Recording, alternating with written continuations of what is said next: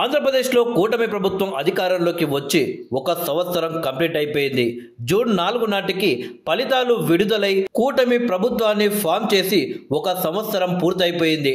అయితే 2024 ఆంధ్రప్రదేశ్ ఎన్నికల ఫలితాలపై ఖచ్చితమైన సర్వే చేసి సక్సెస్ అయిన కేకే పారావిడ్ వెబ్సైట్ను లాంచ్ చేశారు. ఈ కార్యక్రమంలో కూటమి ఏడాది పాలనపై కిరణ్ కొండేటి సంచలన వ్యాఖ్యలు చేశారు. తాము కేకే సర్వే సంస్థ తరపున సేకరించిన డేటాను బట్టి 19 మంది ఎమ్మెల్యేలపై వ్యతిరేకత ఉన్నట్లు తేలిందన్నారు. ఆ 19 మంది ఎమ్మెల్యేలు ఏ పార్టీకి చెందినవారో మాత్రం కేకే చెప్పలేదు. అలాగే వైఎస్ జగన్మోహన్ రెడ్డి అసెంబ్లీకి వెళ్ళాలి అని చాలా మంది కోరుకుంటున్నారని, అలాగే రాష్ట్రంలో సచివాలయం వ్యవస్థ ఉండాలి అని కూడా ప్రజలు కోరుకుంటున్నారు.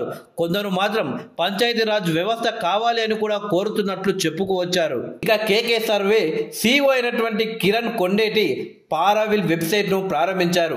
డేటా విల్ స్పీక్ అనే కాన్సెప్ట్తో దీనిని తీసుకువచ్చారు. ఈ మేరకు కేకే టీం 2 తెలుగు రాష్ట్రాల్లోని నియోజకవర్గాల్లో రాజకీయ పార్టీల పరిస్థితిని తెలుసుకుంటుంది.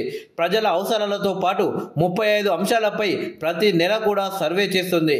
ఈ సమాచారాన్ని పారావిల్ వెబ్సైట్ యాప్లో పొందుపరుస్తారు. ప్రతి నియోజకవర్గ ప్రజల ఓటర్ల నాడిని తెలుసుకొని పారావిల్లో నమోదు చేశారు. ప్రతి నియోజకవర్గానికి ఒక టీం కూడా ఉంటుంది.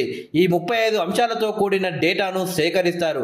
ఈ నెల 12న యాప్ను కూడా అందుబాటులోకి తీసుకురానున్నట్లు తెలిపారు. రాజకీయ నాయకులకు ప్రజల గురించి తెలుసుకోవడానికి ఉపయోగపడుతుంది అని, ప్రజల అవసరాలను గుర్తించి వారి సమస్యలను పరిష్కరించడానికి సహాయపడుతుంది అని చెప్పుకోవచ్చారు.